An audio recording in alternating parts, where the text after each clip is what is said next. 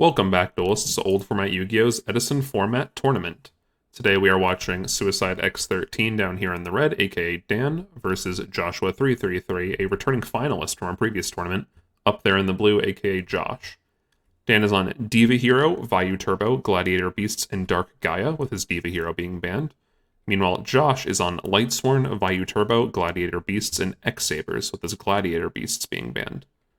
Now, of note, this is round 3, match 7. You might notice that there's not a video for round 3, match 6, and that's because it was Anthony G versus Anthony C, which was actually a pair-down round, a 1-1 versus an 0-2, and Anthony C decided to drop from the tournament. So, Anthony G proceeds to be 2-1 going into round 4. But let's get started on these replays. Josh was going to win the rock, paper, scissors, and end up going first. And he looks to be on Lightsworn versus Glads. Josh is going to open up D-Prison, JD, Honest, Plague, Jane, and Heavy Storm. Heavy Storm definitely pretty good. Summon Jane Mill too. Nothing of consequence. Dan looks to be on Gladiator Beasts, and of note he's playing D-Fissures. He opens Murmillo, DD Crow, Lakari, Bottomless, Dimensional Fissure, and Chariot. He goes for the Lakari, set a bunch of cards, activate D-Fissure, which get Heavy Stormed, and I know Dan was not pleased after that one. Gold Sark for JD, Sync for Goyo, and he's going to take that Lakari for himself. Dan draws Murmillo, though, which sadly gets right over the Lakari and will get its effect off. He's going to go for Darius, get back Lakari, and just not do much else from there. No traps is bad when they get Heavy Stormed, especially. Josh is going to try to activate Plague, which then gets DD Crowed. Quite disappointing, but what are you going to do? Also of note, is it this one? Yeah, this effect barely comes up, but when Darius leaves the field, the monster's summon gets shuffled into the deck, which is why that Lakari left, and I wasn't quite sure why it happened. But yeah, it's a known effect because it did die and come back, but it still left the field. Lakari's going to tag out for Murmillo, pop the Goyo. Not a horrible spot. I don't believe we have 4 names yet. In fact, we have 1. Dan's going to draw Warrior Chariot, and Josh is going to summon a Trooper. Mill 3, get in. Nothing much of consequence. Summon another War Chariot. Solar Recharge for Josh, drop JD. Ironically, War Chariot. That was going to come down. This was probably the proper play, and then JD comes down, which isn't game, but I mean, it's probably game. Game 1 goes to Josh. Alright. Game 2 here, Dan's going to take first, as is typical. He's back on the Glads. He's going to open Lakari, Bestiari, Proving Ground, Secutor, Radiari, and Fiendish Chain. Sets Fiendish, sets the Proving Ground for a bluff, and Lakari. Josh is on Vayu Turbo, opens up Raikou, Sirocco, Dark Arm, Necrogardna, and Solemn Judgment. Not an amazing hand, but not bad either. Fiendish Chain on the Sirocco, Judgment on the Rescue Cat, definitely stops some plays, and Josh is going to set Raikou, set Book of Moon. However, Gazaris comes down. This is a fun one, actually. So Gazaris gets set, right, with Book of Moon, and Dan obviously was going to go for the, Bestiari gets set. He was going to go for the Gazaris Fusion, which pops 2 cards on the board. And I'm 99% sure that you can fuse with a face-down Bestiari. So Dan definitely missed an opportunity here. I think I reminded the duelists after this, but there was no coaching.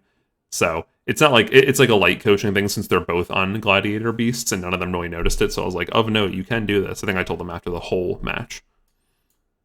So attacking a Raikou. He's going to pop the Fiendish Chain, actually, which is an interesting choice. You can go for Darius, but with no targets. I think you can go for Murmillo, which would have popped the Sirocco. That's just me, though. It would have been a weaker play because you just are leaving it on board, but might have been better right now. Who knows? Dark Greffer is going to hit the Gardna, Mill Plague, special summon Dark Armed. Dark Arm's going to pop the board, it looks like. Go for Black Rose. Vayu activates. Yeah. Not looking good. Oh, he doesn't. I see why. He didn't Dark Armed again because he wanted the Vayu to go off. First summons Darius, goes for Test Tiger. Darius summon Bestiari, go for Gazaris. Pop 2 cards. All of a sudden, there's a chance that Dan's back in this, actually. Gazaris activates. He's going to go for Murmillo, Lakari. Draws a Raikou on Josh's end, and now 3 Glides are staring down this Raikou. He's going to hit Murmillo. Probably should have hit Radiari just because of damage. Or then again, actually, never mind. Getting Murmillo out of the rotation is pretty decent, too. We're going to see Lakari Darius. Going to go back for a Heraclinos, and that's actually Dan's win. I would say that was an underdog scenario. Very weird that he's at that life points, but hey, power to him. All right, game 3, we are all tied up right now. Let's see, Josh is, I think he's on Light Swarm looking at this, or sorry, Vayu Turbo. He opened Caius, Heavy, Necrogardener, Burial, Book of Moon, and Rhoda. It's pretty solid. He's going to Rhoda for Greffer. Summon, pitch the Gardener, mill Vayu, set Book of Moon. Meanwhile, Dan is going to be on, I think it's also Vayu Turbo. I think this is the mirror match. Brain Control, Dark Greffer, Bottomless, Raikou, Torrential, and Book of Moon. He's going to Brain Control the Greffer. Not bad, because you could use its effect. Send Plague, Plague effect. He's going to Book of Moon the Plague. I think it's a better play, honestly. Actually, no. This is a hard one. I think it's a better play no matter what to book the Gardener. Oh, never mind, because it's his Gardener. Yeah, he should get it back. But sadly, Book of Mooning the Plague, I believe, resets it from banishing. So Gardener gets back. We're going to see a Heavy Storm. Dan Chain's Book of Moon, but that doesn't matter because he could flip it up. It doesn't matter. He's going for Caius. He's going to banish the Raikou, kill Plague, and Dan's going to top deck Torrential, and things are not looking good. Oh yeah, there we go. Plague did reset, so it should be engrave. Okay, Torrential. We're going to see priority, but into Torrential does not help. Royal Oppression from Josh. Card Trooper comes down, mill 3. He's going to go for some Vayu plays. However, he's playing right into a Mirror Force until Stardust comes out.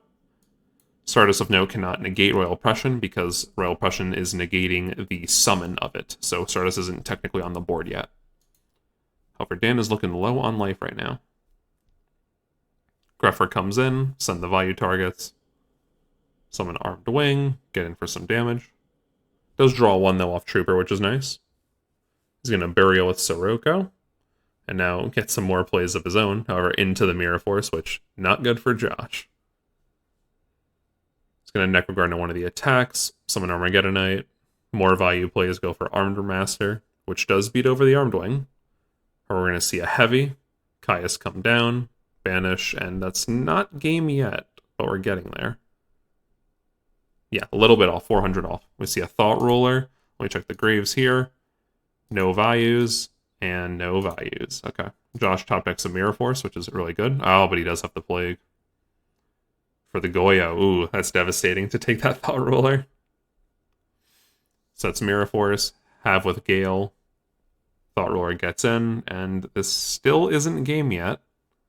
It's very close, but not yet. I think Josh sort of summoned the Vayu for actual game. And then Dan basically concedes. So Josh is up 2-1 now. Match 4.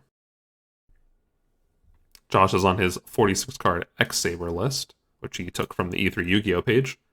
Dan's still on Vayu Turbo, opens up Vayu, Dark Greffer, Sangan, Trap Dust Shoot, Torrential, and Dark Armed. I'd say that's a pretty solid hand. Greffer activates, sends a Vayu, sends a Sirocco, and flips the Dust Shoot.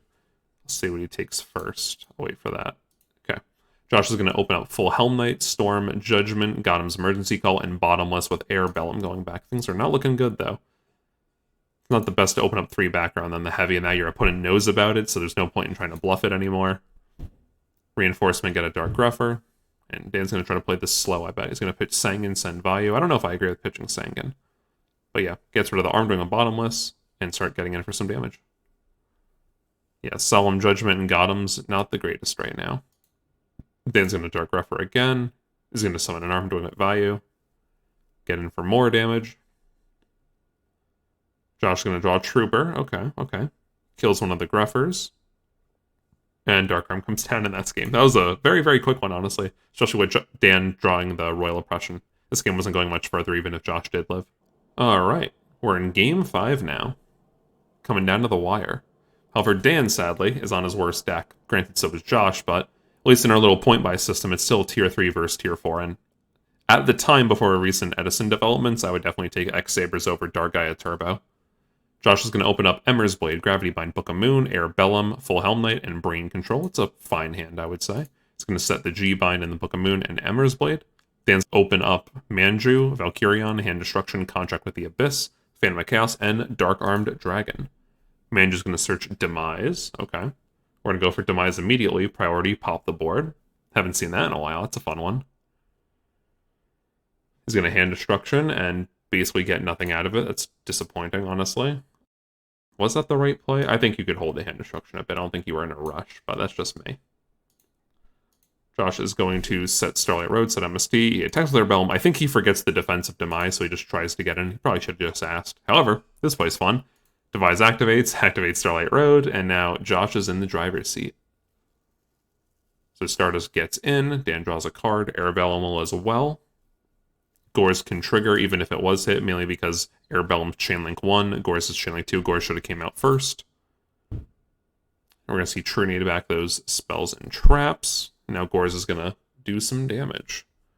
Josh is on the back foot now. However, he does draw the Brain Control, which is sadly game. Brain Control is a very good card and very balanced. And meanwhile, Dan basically just had nothing. So sadly, we're going to add in 2 games that are kind of an anti-climax. But Josh is going to proceed to 2-1 and Dan down to 1-2. Remember to like, comment, subscribe if you enjoyed the video. And have a good one, duelists.